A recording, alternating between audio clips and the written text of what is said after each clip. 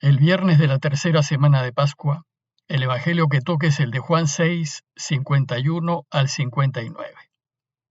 En aquel tiempo Jesús añadió: Yo soy el pan vivo que ha bajado del cielo. El que coma de este pan vivirá para siempre. Y el pan que yo daré es mi carne para la vida del mundo. Y disputaban los judíos entre sí: ¿Cómo puede éste darnos a comer su carne? Entonces Jesús les dijo: Les aseguro que si no comen la carne del Hijo del Hombre y no beben su sangre, no tienen vida en ustedes. El que come mi carne y bebe mi sangre tiene vida eterna, y yo lo resucitaré en el último día. Mi carne es verdadera comida, y mi sangre es verdadera bebida. El que come mi carne y bebe mi sangre, habita en mí y yo en él. El Padre que vive me ha enviado, y yo vivo por el Padre. Del mismo modo, el que me come vivirá por mí. Ese es el pan que ha bajado del cielo, no como el de sus padres que lo comieron y murieron. El que come este pan vivirá para siempre. Esto lo dijo Jesús en la sinagoga cuando enseñaba en Cafarnaúm. El texto que les he leído retoma el final de la reflexión anterior, que terminó con una escandalosa afirmación de Jesús.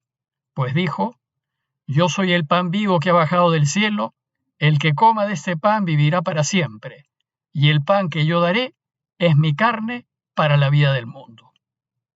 Inmediatamente después de esta afirmación inquietante, surge una serie de preguntas y cuestionamientos entre sus oyentes. ¿Cómo puede éste darnos a comer su carne? Es absurdo lo que nos pide.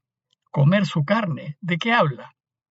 Bueno, pues la enseñanza del día de hoy se centrará en explicarnos qué significa eso de comer su carne. Lo cierto es que lo que dijo Jesús produjo desconcierto y discusión, pues dice el texto que al escuchar lo que había dicho, discutían los judíos entre sí.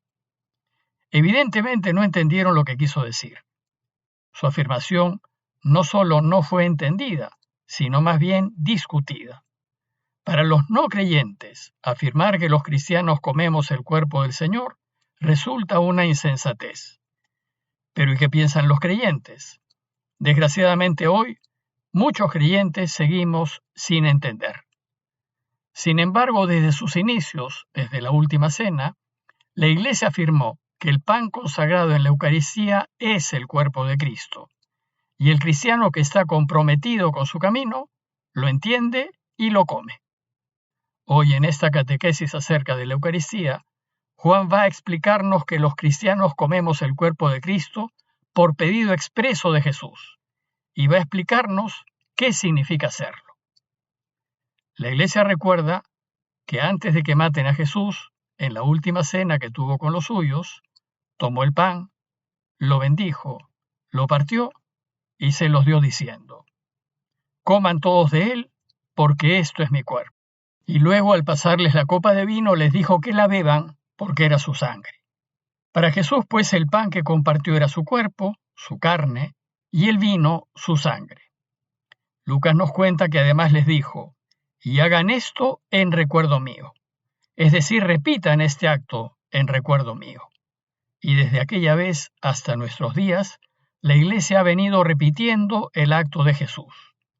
Por ejemplo, a mediados de los años 50 del primer siglo, cuando San Pablo les escribe a los cristianos de Corinto, les dice: Yo recibí del Señor lo que les he transmitido. En estas palabras, Pablo reconoce que ha habido una tradición que empezó en la última cena y que la Iglesia ha venido repitiendo. Y unos 20 años después de la muerte y resurrección de Jesús, esa tradición llegó a Pablo. Y la tradición que recibió Pablo, como lo dice en 1 Corintios 11, 23, 24, es que el Señor Jesús, la noche en que fue entregado, tomó pan y después de dar gracias, lo partió y dijo: Este es mi cuerpo que se da por ustedes. Hagan esto en recuerdo mío. A este acto la Iglesia lo llamó la Cena del Señor, la fracción del pan, el partir el pan y la acción de gracias. Y de aquí Eucaristía, pues Eucaristía viene de dos palabras griegas y quieren decir dar gracias. La Iglesia ha sostenido que cada vez que repite el pedido de Jesús, el pan se convierte en su cuerpo y el vino en su sangre, aunque exteriormente sigan pareciendo pan y vino. Hay que tener presente que de los 4 evangelistas, Juan es el único que no nos relata la institución de la Eucaristía durante la última cena. En lugar de ella, el evangelista nos relata el lavatorio de los pies. Y este lavatorio nos señala el sentido de la Eucaristía, que consiste en lavarle los pies a los demás como si fuésemos esclavos, pues así lo hizo Jesús. Sin embargo, la práctica de comer su cuerpo y beber su sangre, desde esa última cena, estuvo tan extendida en toda la Iglesia que si bien Juan no nos relata su institución, en el capítulo 6 de su obra nos explica su sentido. Ahora bien, lo que hacemos en la Eucaristía cuando comulgamos es comer su cuerpo. ¿Pero qué significa comer su cuerpo? Cuando comemos algo, lo comido entra en nuestro organismo, lo asimilamos y una vez procesado por nuestro cuerpo, llega a ser parte nuestra. Esto significa que si lo comemos a Él, Él pasará a ser parte nuestra y nosotros nos iremos haciendo como Él.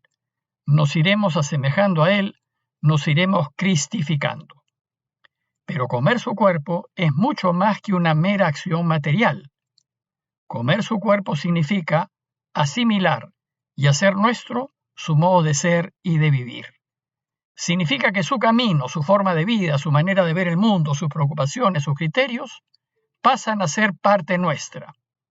Significa que si comemos su cuerpo y bebemos su sangre, vamos a proceder como Él, porque seremos semejantes a Él. Pero esto no es un acto mágico ni automático. Seremos semejantes a Él en la medida en que decidamos vivir como Él lo propone. Por tanto, comulgar, es decir, acercarnos a comer su cuerpo, no es un trámite, es un serio compromiso que hacemos públicamente delante de todos. A todos, a la Iglesia presente, le anunciamos que deseamos comer el cuerpo del Señor para ser como Él y para jugarnos la vida por Él, así como Él se la jugó por nosotros. Estamos diciéndole a los demás que queremos comprometernos hasta el tuétano de nuestros huesos por procurar vivir como Él vivió. Es decir, les decimos que elegimos gastarnos y desgastarnos por los demás, por defender siempre la verdad y por alinearnos siempre con la justicia y con la vida. Y que queremos hacer así, aunque perdamos, aunque nos quiten, aunque nos maten, así como lo hicieron con Jesús.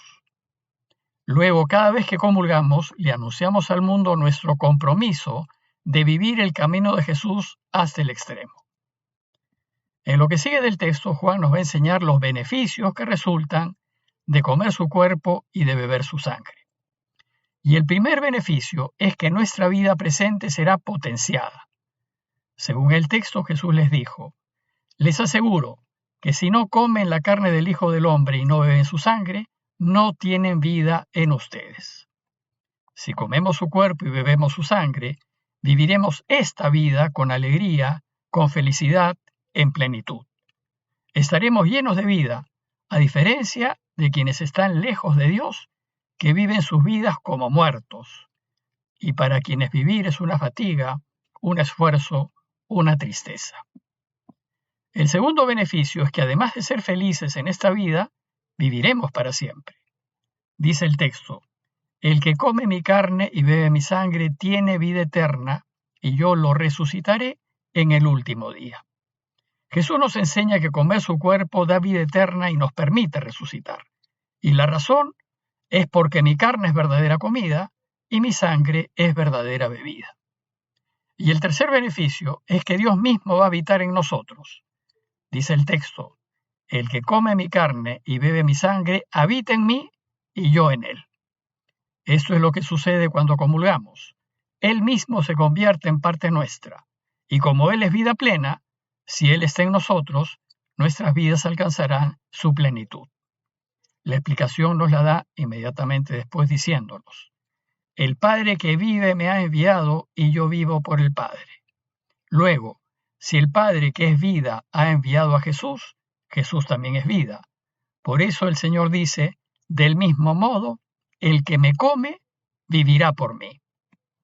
En consecuencia, si queremos vivir y vivir una vida plena y feliz, tenemos que comer su carne, es decir, tenemos que vivir como Él y tenemos que hacer como Él. Y como dice Juan en 14:12, si yo dejo que Él vive en mí, podré hacer lo mismo que Él hizo y cosas mayores aún. El texto de hoy termina volviendo al tema del maná a fin de cerrar el discurso. Dice el texto: ese es el pan que ha bajado del cielo, no como el maná que comieron sus padres y murieron. Ellos murieron. Sin embargo, el que come de este pan vivirá para siempre. Porque Él es el verdadero pan, el pan que vale la pena comer porque da vida. Finalmente Juan termina su enseñanza con una nota. Esto lo dijo Jesús en la sinagoga cuando enseñaba en Cafarnaúm de Galilea. La mención final de Cafarnaúm es porque allí, en Galilea, Jesús inició su anuncio de la buena noticia de la vida. Y el libro de Hechos 10:37 al 39 nos lo recuerda. Ya saben, dice Hechos, lo sucedido en toda Judea, comenzando por Galilea, como Dios a Jesús de Nazaret lo ungió con el Espíritu Santo y con poder, y cómo Él pasó haciendo el bien y curando a todos los oprimidos por el diablo, porque Dios estaba con Él y nosotros somos testigos de todo. Para concluir, los invito a reflexionar en torno a nuestra relación con la Eucaristía.